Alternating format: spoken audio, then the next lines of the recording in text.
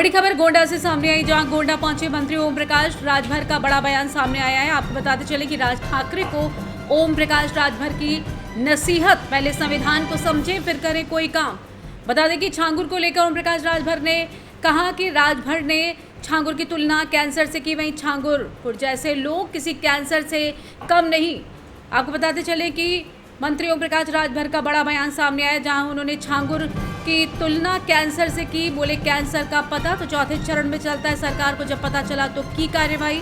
वहीं देश में बाबा साहब का संविधान पढ़ाया जाए, राहुल विदेश भारत को कटघरे में खड़ा करते हैं। मंत्री जी, जिस तरीके से महाराष्ट्र में हिंदी भाषियों को मारा जा रहा है, अभी एक भोजपुरी बोलने वाले ऑटो चालक को मारा गया, आपका क्या नजरिया, कैसे देख रहे हैं इसको? देखिए, हम उसकी निंदा करते हैं और भारत की राष्ट्रभाषा हिंदी है, पूरे देश में हिंदी बोली जाती है। जो लोग इस तरह का कृत्य कर रहे हैं वो संविधान को नहीं मानते, वो देश के लिए एक तरह से हमारी नज़र में वो समाज में विद्रोह फैलाने का काम कर रहे हैं। सत्ता से बेदखल होने के बाद इस तरह का कृत्य लोग कर रहे हैं। राज ठाकरे को क्या कहना चाहेंगे? हम राज ठाकरे को कहेंगे कि आप संविधान को पढ़ लीजिए, संविधान को समझ लीजिए और उसके बाद तब कोई काम करिए। तो उनके यहाँ पे बल्लापुर में छांगुर बाबा का मामला है, वो आतंकवादी मुस्लिम राष्ट्र बनाना चाहता है, कैसे कहेंगे? देखे थे जस करनी वो सब भोग विधाता, नरक जहत काहे पछताता। जो जैसा कर रहा उसको वैसा फल मिल रहा है। संज्ञान में आए बात सरकार ने उसको जो है बता दिया कि तुम जो चाहते हो तुम्हारी मनसा पूरी नहीं है। एफआईआर में इस बात का जिक्र है कि इस्लामिक राष्ट्र बनाने की कोशिश थी उसकी, छांगुर की। देखिए, सवाल ये खड़ा होता है कि वो यहाँ डेरा बनाया कब, वो यहाँ किसकी सरकार में बसा, कारोबार वो फैलाया किसकी सरकार में। इस सरकार में जब जानकारी हुई कि इस तरह का कृत्य हो रहा है तो सरकार ने त्वरित कार्रवाई की। लेकिन आपकी सरकार 8 साल से इंटेलिजेंस फेलियर है क्या आपका?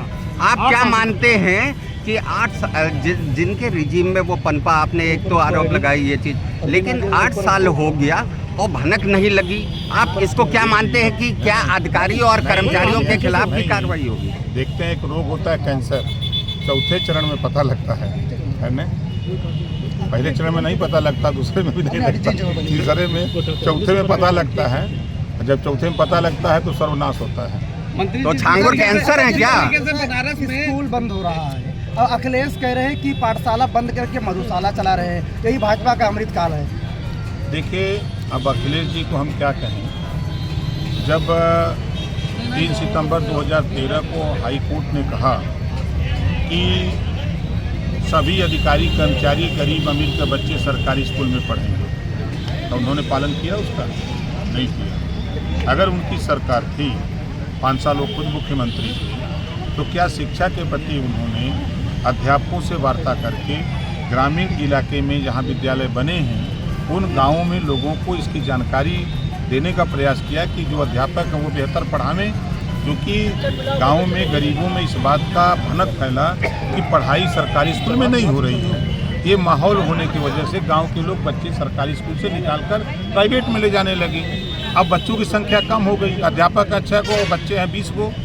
तो अब इन बच्चों को अच्छी शिक्षा देने के लिए जो है एक विद्यालय न्याय पंचायत में चला करके वहाँ समायोजित करने की तैयारी है। बनारस में जमीनी विवाद को लेकर राजभर समाज और क्षत्रिय समाज में द्वंद्व हुआ है और मारपीट हुआ है, उसके बाद ये क्षत्रिय समाज और राजभर समाज में द्वंद्व छिड़ गया, कैसे देखते हैं? कहाँ द्वंद्व छिड़ गया? बनारस में वो आप लोगों के चैनल पे चल रहा है। अच्छा, आपने अभी कैंसर किसको कहा? कैंसर किसको कहा कि ये लोग कैंसर? अरे यार, एक कैंसर रोग होता है हाँ, उसकी जानकारी तब होती है जब वो चौथे चरण में होता है। तो ये जो छांगुर बाबा, ये देश के लिए कैंसर है, समझ रहे हैं ना? संजय जी किस कार्रवाई की मांग कर रहे हैं, क्योंकि हिंदू लड़कियों को टारगेट कर रहा था वो यहाँ पर? देखिए, कार्रवाई तो जो करनी है सरकार कार्रवाई कर रही है। अच्छा, इस तरीके बिहार में अभी मतदाता परीक्षण चल रहा है, राहुल गांधी वहाँ जा जाकर तरीके से एजेंडा फैला रहे हैं, विरोध कर रहे हैं, सुप्रीम कोर्ट जा रहे हैं, लाल किताब दिखा रहे हैं, क्या कहेंगे आप? सुप्रीम कोर्ट जाए, कहीं भी जाए, कोई रोक तो नहीं रहा है।